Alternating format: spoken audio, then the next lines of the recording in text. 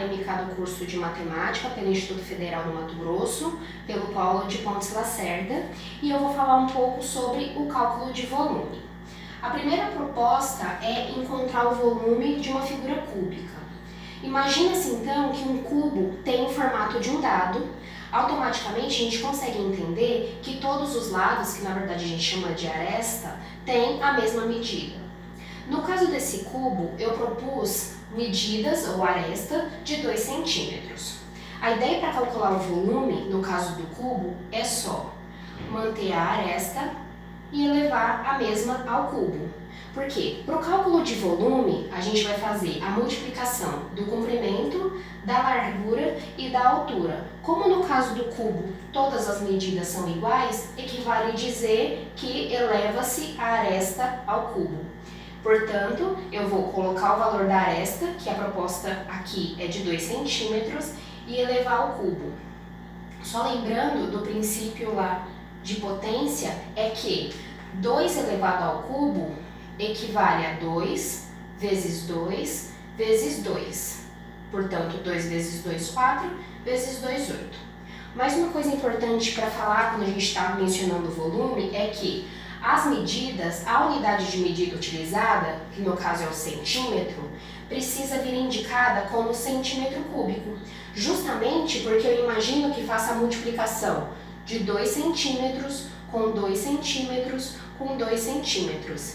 Então, eu multipliquei 2 vezes 2 vezes 2, que é 8, centímetro vezes centímetro vezes centímetro, respeita a multiplicação de variáveis, que diz que repete a variável e faz a soma do expoente, portanto, 8 centímetros cúbicos.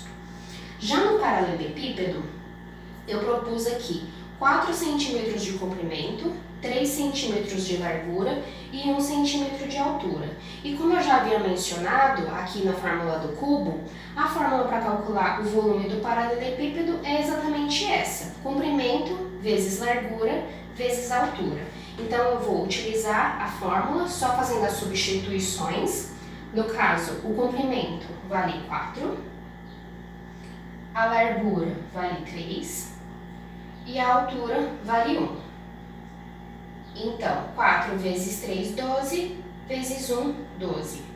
Vale também lembrar que a ideia do princípio multiplicativo diz que não importa a posição dos elementos. De qualquer forma, na multiplicação, independente da posição deles, o resultado final é o mesmo.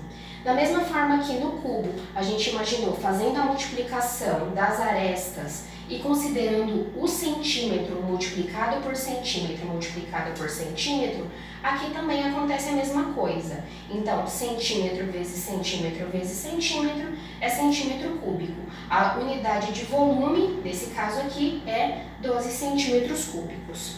Parece um pouco vago falar sobre o cálculo de volume, mas ele faz mais parte da nossa realidade do que se imagina.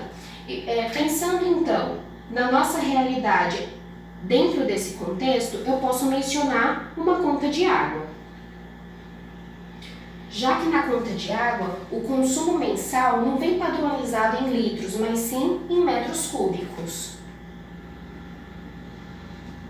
E aí, algumas pessoas não conseguem entender qual é a relação de consumo entre litro e metro cúbico. Então, para fazer essa transformação, eu diria assim: de metro cúbico para litro, que é uma unidade mais próxima à nossa, mais comum, mais parte do nosso dia a dia, basta multiplicar por 1000. Da mesma forma que de litro para metro cúbico, basta fazer a divisão por 1000. Então, imaginando essa condição e uma conta de água que corresponda a 15 metros cúbicos, fica fácil imaginar então que transformando esses metros cúbicos em litros, basta fazer 15 vezes 1000. Portanto, 15.000 litros. Outra coisa legal de comentar é, de novo falando sobre multiplicação, quando se tem multiplicação com zero, normalmente as pessoas montam as contas fazendo a multiplicação com todos eles, quando na verdade é desnecessário, porque qualquer número multiplicado por zero é zero mesmo. Então, a gente só repete a quantidade de zeros e faz a multiplicação dos demais números. 15 vezes 1 é 15. E aí, eu só repito os 3 zeros, 15.000 litros. Aproveitando essa mesma condição, então, de uma conta de água que veio com um consumo de 15 metros cúbicos, que a gente já entendeu que corresponde a 15.000 litros, eu vou propor aqui uma caixa d'água, ou um reservatório de água. Vou fazer mais paralelepípedo.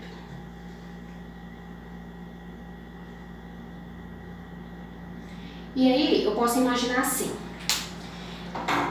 Eu vou colocar aqui o comprimento desse recipiente aqui é 3 centímetros, que a largura desse recipiente aqui é de 2 centímetros, e eu peço para a pessoa encontrar a altura e menciono que o volume é 12 centímetros cúbicos.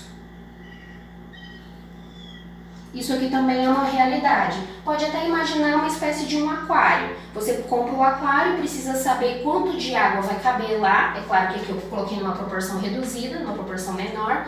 Mas se você sabe o comprimento e a largura, a gente tem condições de encontrar a altura.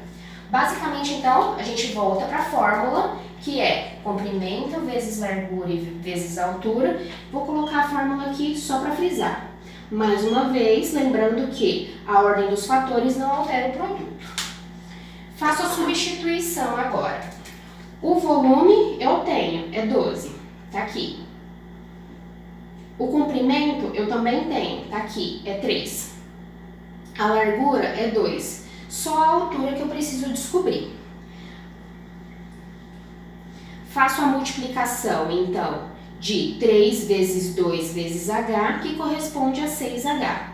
E aí, mais uma vez, frisando que quando a gente tem número seguido de variável, é importante lembrar que o número está multiplicando essa variável.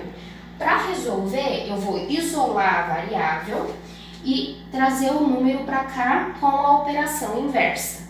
Como eu disse, o número está multiplicando a variável, se ele vem para cá, o inverso de multiplicação é a divisão. Então, fica 12 dividido por 6 equivale à altura.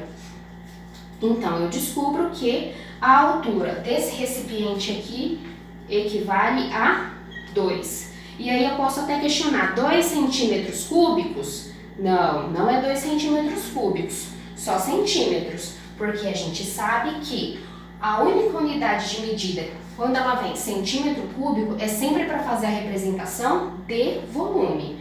As unidades comprimento, largura e altura, elas vêm padronizadas.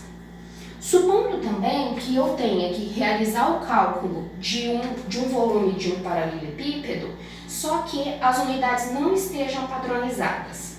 Eu vou até aproveitar essa mesma figura aqui e vou considerar que aqui seja 0,5 metros.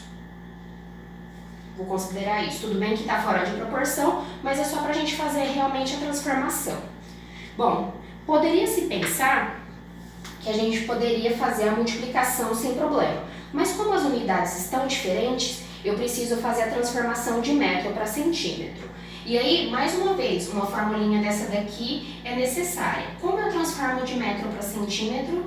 1 metro equivale a 100 centímetros. Então, de metro para centímetro eu multiplico por 100 e de centímetro para metro eu divido por 100. Como aqui eu já tenho 2 unidades em centímetro, é mais válido transformar tudo em centímetro. Então, eu faço a multiplicação de 0,5 por 100. Novamente, vale a ideia de não precisar fazer a multiplicação do zero. 1 vezes 5, 5. Esse zero não precisa nem pôr, zero à esquerda não tem valor. Uma casa decimal ficou aqui. Então, eu entendo que isso aqui equivale a 50 centímetros. Padronizei, agora eu consigo então calcular o volume. 3 vezes 4 vezes 50. 3 vezes 4 é 12. 12 vezes 50, 600 centímetros cúbicos. Então, se a pessoa conseguir entender a ideia de cálculo de volume no paralelepípedo, no cubo, ela consegue trazer isso para a sua realidade. Obrigada!